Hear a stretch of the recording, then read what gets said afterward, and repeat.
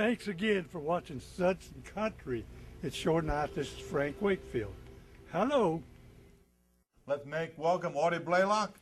Hey, how are you? And Redline, which you was talking to me about Redline. Absolutely. That's the band is Audie Blaylock and Redline, and we're rural rhythm recording artists, yes, and have a new CD that's coming out. Talk to me about some of the songs on that CD, what the people can expect to hear. Well, the single, which is out right now, is Lonesome Weary Heart. It's hard driving bluegrass, that's primarily, that's what we're known for.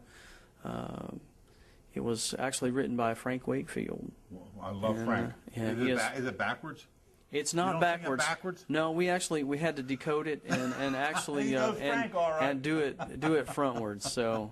So hopefully everyone is enjoying that. Everybody, if you know Frank, it had to be backwards. Absolutely. Am I correct? You are correct. Had him on the show back in June. He is a fabulous guy, though. I tell you what. He's phenomenal. He's a walking history book. Is he? Yes. Yeah. What else is on there? Well, we got some gospel a cappella quartets, which we enjoy doing. These fellas that I have in the band, they can play and sing, and it's an all-around, it's just a well-rounded group. We have, like I said, quartets and trios and duets.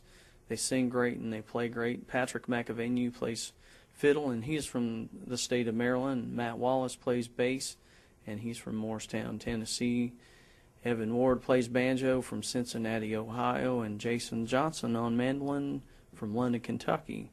And that rounds out the Redline boys. How long has Redline been together with you? Actually, this particular band, about a year. Oh. I started Redline shortly after I had left Rhonda Vincent in late 2003, early 2004, and then Patrick and Evan both actually were in that early band also, as Chris Warner played banjo for a little bit too, and then I did some stuff with Mike Cleveland in 2006, and now I'm back doing this. So well, that's good. You went out on your own. Yeah, well, that's good. That's good. Let's talk about, you played with some pretty influential people from when you started out as a kid. Started out with 19 years old or something? Yeah, when I was 19. I've been playing, music since I was a young kid, but I started professionally when I was 19 with Jimmy Martin and the King of Bluegrass. That's what they call him. And spent 9 years there, and left him in, I think it was about February of 1991, and I played with actually Red Allen for a couple of years before he passed away, and also did played about a year with Lynn Morris. Yeah. And trying to think, I did a country thing with Harley Allen for a couple of years, and then in about 2000 met Rhonda Vincent and joined her band for about 4 years. She's phenomenal. She is absolutely phenomenal. You have to know Rhonda to know it, boy, but she's good. She is. Everybody that has heard her sing knows why she's female vocalist. So, how does this new CD coming out in early 2009 compare with your first solo project, Trains Are the Only Way to Fly? Well, obviously the material is different, but anyone that knows me knows that I pretty much stay in we do hard driving traditional style bluegrass, yes, which doesn't necessarily mean that we do Blue Ridge Cabin Home. You can do a brand new song. It's all in the manner that you do it. So we just try to keep it tight and energetic. Who were your heroes in the old days? Oh boy. Name 5. Obviously Jimmy Martin. Of course. Earl Scruggs and Lester Flatt, obviously. Mm-hmm. And Bill Monroe. I think that era of bluegrass is, it's unsurpassed. I think it's timeless. And also I've always, Red Allen and J.D. Crowe, Ricky Skaggs, and Tony Rice. I heard those guys when I was growing up too. So don't get better than that. No, that's some strong stuff right there. You come from a family of roots music. My father has always been a bluegrass and old time country fan, so I grew up, hearing Merle Haggard and George Jones and Loretta Lynn and Conway Twitty and Flatt and Scruggs and Jimmy Martin. He's particularly a big Jimmy Martin fan, so that was a heavy influence.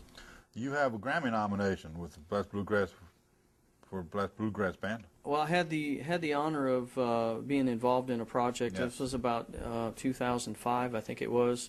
It's called A Tribute to the King of Bluegrass, Jimmy Martin, Absolutely. which a good friend of mine, Tom Adams, and I had talked about doing something like that for years, and we're able to to bring it to light, and was real happy that J.D. Crowe and Paul Williams actually were involved in the project, along with Kenny Ingram and Mike Cleveland and Jason Moore and Jesse Brock. It was Ben Isaacs and Sonia Isaacs. Wow. Some great singing and playing on it, and it was a great time doing that. You were part of the Entertainer of the Year band with Rhonda Vincent?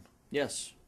That's an honor to be part of the band. Yeah, it was in 2001. You made that sound happen. You were part of that sound. Well, we had a really great band as Rhonda and myself and Mike Cleveland and Tom Adams, and it was a great band. How about 2007 IBMA Instrumental Group of the Year with Michael Cleveland? Yes, that was a great honor. I was to get Instrumental Band of the Year with Ricky Skaggs and Kentucky Thunder out there is a tremendous honor. That has to be that has to be right up there. Yeah, because they've pretty much nailed that award for many years in a row. So you guys upset them, huh? Well, I don't know how bad we upset them, but that was quite an honor. We need a website, and we're going to let you run. All right, you can contact us on the World Wide Web at audiblaylock.com, and there's a complete tour schedule and any kind of information that you might want or maybe you don't want on there. So, thank you very much. It's been a pleasure talking with you today. Pleasure having you on Sudzin Country.